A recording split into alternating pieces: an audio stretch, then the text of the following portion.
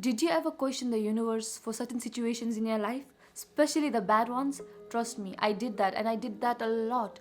But in this physicality, in this 3D reality, we face certain situations in our life to learn certain lessons, and no one is spared. Each one of us face those lessons or situation because that lesson or situation is trying to teach us something. There is a deeply ingrained underlying message within each situation that we face, and lucky for you, this episode is all about that. In this one, I talk about the law of relativity, which will help you get a better perspective and understanding on how the universe really governs. But first, hi guys, welcome to Creating Inner Shangri-La. I'm Pooja, and in this channel we talk about self-development, self-growth, living a conscious and authentic life.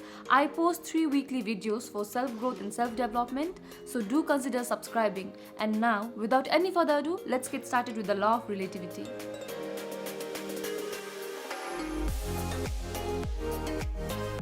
Let's try to understand what is the law of relativity first, right? So according to the law of relativity, each individual is faced with a series of problems or challenges, and the main reason why we face these challenges is to strengthen our inner self, the light within us.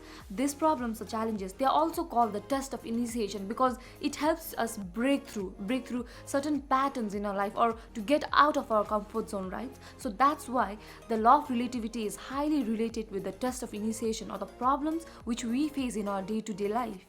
Each problem that we face needs to be dealt with or tackled from a place of knowingness or from a place of understanding.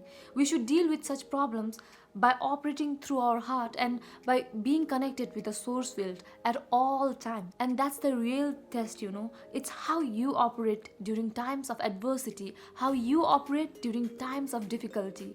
And adding on, the law of relativity also teaches us to compare our life with someone else, not to be full of pride and to feel proud of how we are, not to be proud of how we are dealing with our life or where we are at life, but rather to get a sense of perspective and to gain clarity with where we are at life. The law says that no matter how bad we assume our situation to be, there is always someone who is in a much more worse situation, and this law is relative. It is relative in nature. Not only that, this law also talks about the neutrality of things when it is perceived separately. So when you meet certain people in your life, when you feel certain emotions or when you experience certain things, it is labeled as good or bad compared to the prior experiences you had in your life, compared to the prior emotions or people you had met in your life. And this is what makes it neutral. For example, let's talk about Jane. Jane was born and brought up in a middle class family, a working class family, and she lived in a good neighborhood. Her father was a well-known man, and he took care of her, he encouraged her, he inspired her to dream big. He often took her for ice creams and to the park every Sunday. She had a good life at home. But then there was one problem. She went to a school where there were a lot of rich kids, they were all big shots, and she often compared herself with them, those rich kids, right? And felt that she didn't have enough. Because of that exposure that she had, she grew up with a lack mindset, with a mindset of not having enough. Later on, she found out that her father was an intelligent investor and she was rich.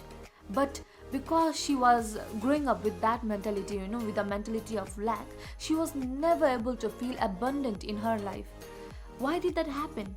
It happened because she was comparing herself with someone else's life, but in a way that did not serve her well, right? By comparing herself with those big shots, did it do her any good? No, right? It didn't serve her well. So how do you think Jane should have used this law? Rather than looking at the glass as half empty, what if she had looked at it as half full? It would have done magical things in her life, right? Rather than looking at things from a place of lack, if she had focused on the abundance aspect of it, in terms of the support she received, in terms of the love she had in her life, in terms of the life she was living, in terms of the family she had, it would have definitely changed her life for good. So this is really applied in the law of relativity, right? There are so many situations we face in our life, but the way we perceive it changes everything for good or for bad. However, We have the power and we have the control to perceive the situation the way we want to, and the navigation control, the remote control is in our hand in terms of how we respond to that situation and not how we react to those situations, right? It's all about self-reflection and conscious interpretation of all the life situations that we face in our day-to-day life. So, keeping that in mind, let's try to understand how the law of relativity can allow us to live a more abundant and a fulfilling life. And if this episode was useful, do consider subscribing if you haven't already, and like and share it with your loved ones because I'm sure it will help them out as well. And until next time, please keep on creating your inner Shangri-La. Bye bye.